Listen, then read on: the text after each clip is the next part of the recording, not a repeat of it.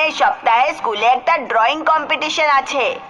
ভালো, তাহলে আজকে সন্ধে থেকেই অভ্যেস করতে শুরু করে দাও।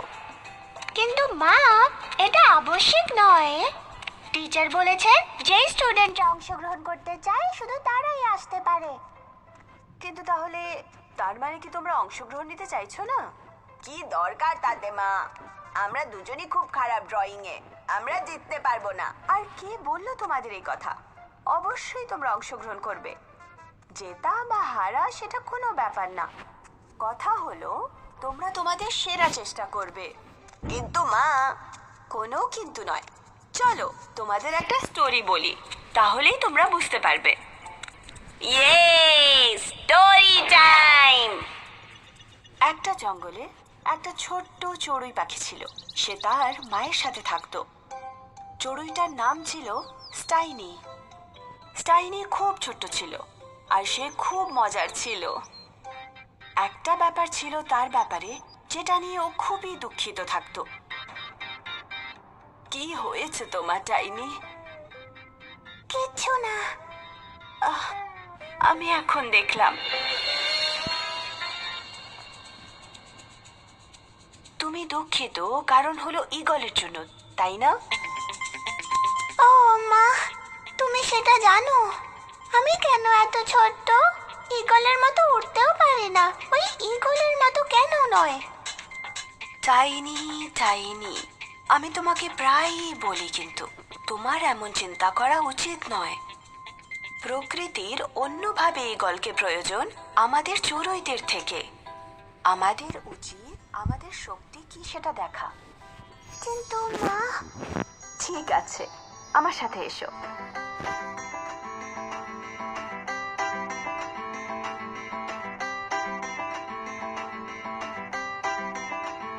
এটা কি মা?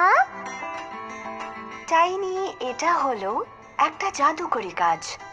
তোমার যদি উড়তে ইচ্ছে করে ঈগলের মতো উঁচুতে উঠতে, এই ফলটা তোমাকে সাহায্য করবে। সত্যি? তোমাকে শুধু একটা করে বেরি খেতে হবে। যখনই তুমি ঈগলকে দেখবে প্রত্যেকবার একটা খাবে, আর তারপর চেষ্টা করতে হবে ওড়ার জন্য অনেক ওপরে। শুধু তাই?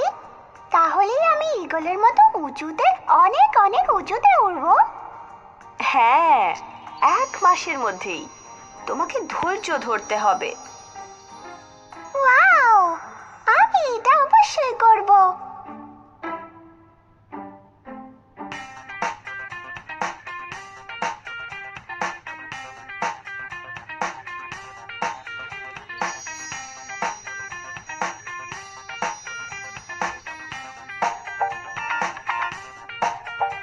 মা, আজকে 1 মাস হয়ে গেছে। আমি কি এবার সেটা করতে পারবো? অবশ্যই পারবে, বিশ্বাস রাখো। ওহ, এই যে ঈগল চলে এসেছে। বেস্ট অফ লাক বলো মা, আমি অনেক উঁচুতে উঠতে চলেছি। অল দ্য বেস্ট রইল টাইনি।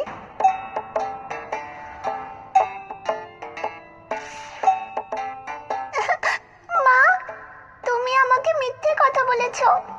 আমি ঈগলের মতো উঠতে পারবো না। আমি খুব ছোট আর অকেজো। তুমি কি সত্যি মনে করো বেরিগুলো সত্যি অকেজো? চিন্তা করো, 1 মাস আগে পর্যন্ত তুমি 1 ফুট উঁচুতেও উঠতে পারছিলে না, আর এখন তুমি প্রায় ওই উঁচু নারকেল গাছটা অবধি পৌঁছে গেছিলে। তুমি জাদুটা দেখতে পাচ্ছ না? আমি করেছি? ওহ, ওয়াও! আমি সত্যি ওই নারকেল গাছের থেকে উপরে উঠতে পেরেছিলাম। হ্যাঁ, এটাই তো তোমার কৃতিত্ব। তুমি ঈগলের কাছে হারোনি, পরিবর্তে তুমি চেষ্টা করলে আর নিজেকে উন্নত করলে। হ্যাঁ মা।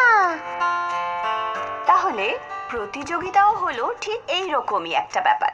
এতে কিচ্ছু আসে যায় না যে তুমি জিতলে না হারলে, কিন্তু প্রত্যেক প্রতিযোগিতা তোমাকে আরো উন্নত করে তুলবে।